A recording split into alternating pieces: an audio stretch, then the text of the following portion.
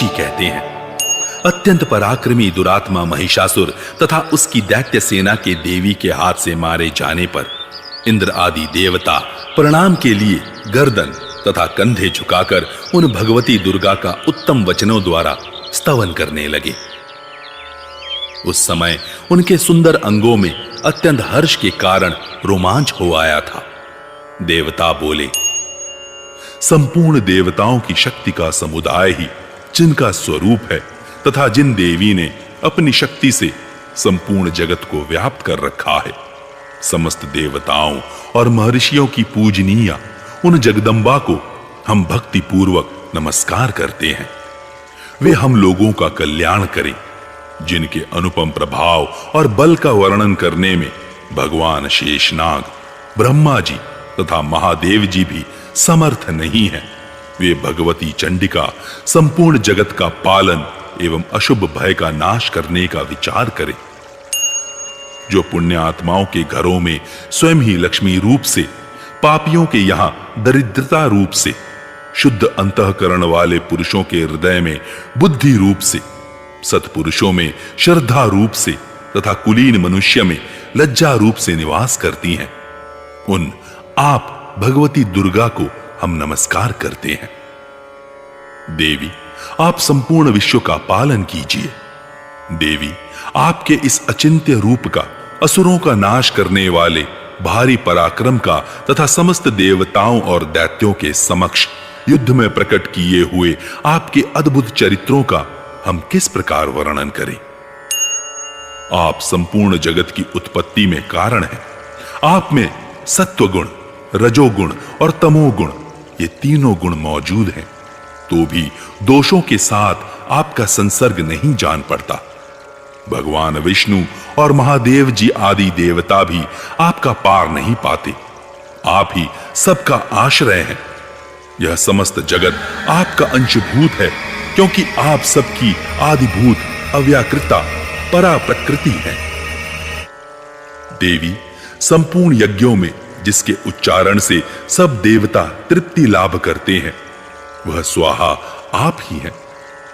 इसके अतिरिक्त आप पितरों की भी तृप्ति का कारण है। अतएव सब लोग आपको स्वधा भी कहते हैं। देवी, जो मोक्ष की प्राप्ति का साधन है, अचिंत्य महाव्रत स्वरूपा है, समस्त दोषों से रहित, जितेंद्रिय, तत्व को ही सार वस्तु मानने वाले तथा मोक्ष की अभिलाषा रखने वाले मुनिजन जिसका अभ्यास करते हैं, वह भगवती परा विद्या आप ही हैं। आप शब्द स्वरूपा हैं। अत्यंत निर्मल ऋग्वेद, यजुर्वेद तथा उद्गीत के मनोहर पदों के पाठ से युक्त सामवेद का भी आधार आप ही हैं। आप देवी, त्रयी और भगवती हैं। इस विश्व की उत्पत्ति एवं पालन के लिए आप ही वार्ता के रूप में प्रकट हुई हैं। आप संपूर्ण जगत की घोर पीड़ा का नाश करने वाली हैं। देवी, जिससे समस्त शास्त्रों के सार का ज्ञान होता है, वह मेधा शक्ति आप ही है। दुर्गम भवसागर से पार उतारने वाली नौका रूप दुर्गा देवी भी आप ही है। आपकी कहीं भी आसक्ति नहीं है। कैटभ के शत्रु भगवान विष्णु के वक्ष स्थल में एकमात्र निवास करने वाली भगवती लक्ष्मी तथा भगवान चंद्रशेखर द्वारा सम्मानित गौरी देवी भी आप ही हैं। आपका मुख मंद मुस्कान से सुशोभित, निर्मल, पूर्ण चंद्रमा के बिंब का अनुकरण करने वाला और उत्तम सुवर्ण की मनोहर कांति से कमनीय है। तो भी उसे देखकर महिषासुर को क्रोध हुआ और सहसा उसने उस पर प्रहार कर दिया। यह बड़े आश्चर्य की बात है। देवी, वही मुख जब क्रोध से युक्त होने पर उदय काल के चंद्रमा की भांति लाल और तनी हुई भौहों के कारण विकराल हो उठा, तब उसे देखकर जो महिषासुर के प्राण तुरंत नहीं निकल गए, यह उससे भी बढ़कर आश्चर्य की बात है। क्योंकि क्रोध में भरे हुए यमराज को देखकर भला कौन जीवित रह सकता है। देवी, आप प्रसन्न हो। परमात्मा स्वरूपा आपके प्रसन्न होने पर जगत का अभ्युदय होता है और क्रोध में भर जाने पर आप तत्काल ही कितने कुलों का सर्वनाश कर डालती हैं। यह बात अभी अनुभव में आई है। क्योंकि महिषासुर की यह विशाल सेना क्षण भर में आपके कोप से नष्ट हो गई।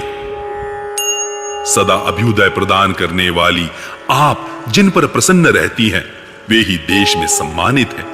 उन्हीं को धन और यश की प्राप्ति होती है। उन्हीं का धर्म कभी शिथिल नहीं होता तथा वे ही अपने रिष्ट पुष्ट स्त्री, पुत्र और भृत्यों के साथ धन्य माने जाते हैं। देवी, आपकी ही कृपा से पुण्यात्मा पुरुष प्रतिदिन अत्यंत श्रद्धा पूर्वक सदा सब प्रकार के धर्मानुकूल कर्म करता है और उसके प्रभाव से स्वर्गलोक में जाता है। इसलिए आप तीनों लोकों में निश्चय ही मनोवांछित फल देने वाली हैं। मां दुर्गे, आप स्मरण करने पर सब प्राणियों का भय हर लेती हैं और स्वस्थ पुरुषों द्वारा चिंतन करने पर उन्हें परम कल्याणमयी बुद्धि प्रदान करती हैं।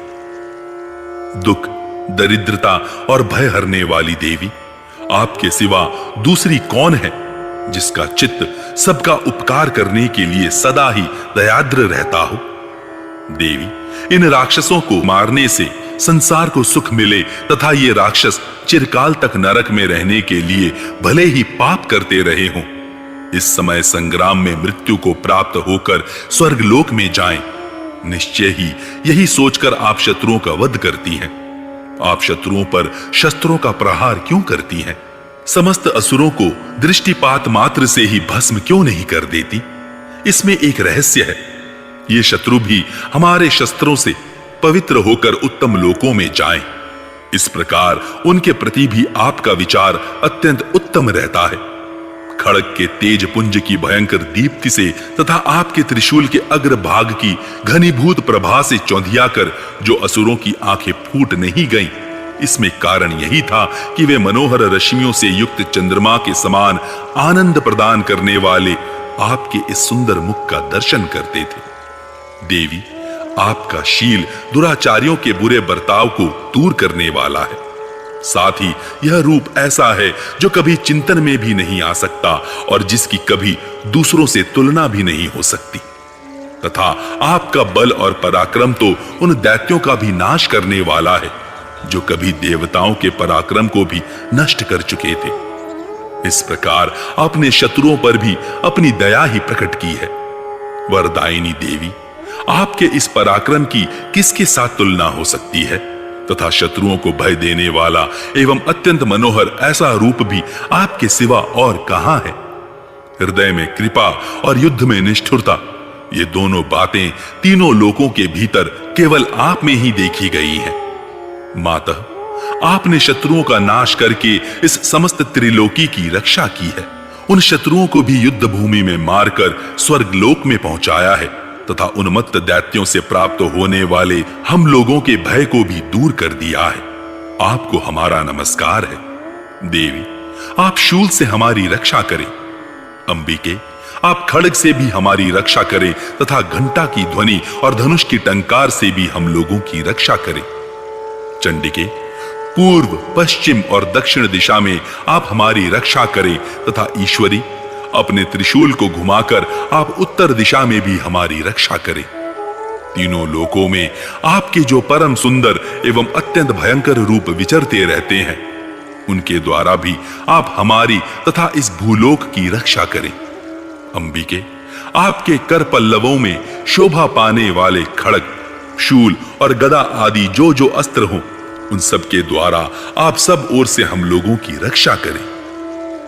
ऋषि कहते हैं, इस प्रकार जब देवताओं ने जगन्माता दुर्गा की स्तुति की और नंदन वन के दिव्य पुष्पों एवं गंध चंदन आदि के द्वारा उनका पूजन किया, फिर सबने मिलकर जब भक्ति पूर्वक दिव्य धूपों की सुगंध निवेदन की, तब देवी ने प्रसन्न वदन होकर प्रणाम करते हुए सब देवताओं से कहा। देवी बोली, देवताओं, तुम सब लोग मुझसे जिस वस्तु की अभिलाषा रखते हो उसे मांगो। देवता बोले, भगवती ने हमारी सब इच्छा पूर्ण कर दी। अब कुछ भी बाकी नहीं है, क्योंकि हमारा यह शत्रु महिषासुर मारा गया।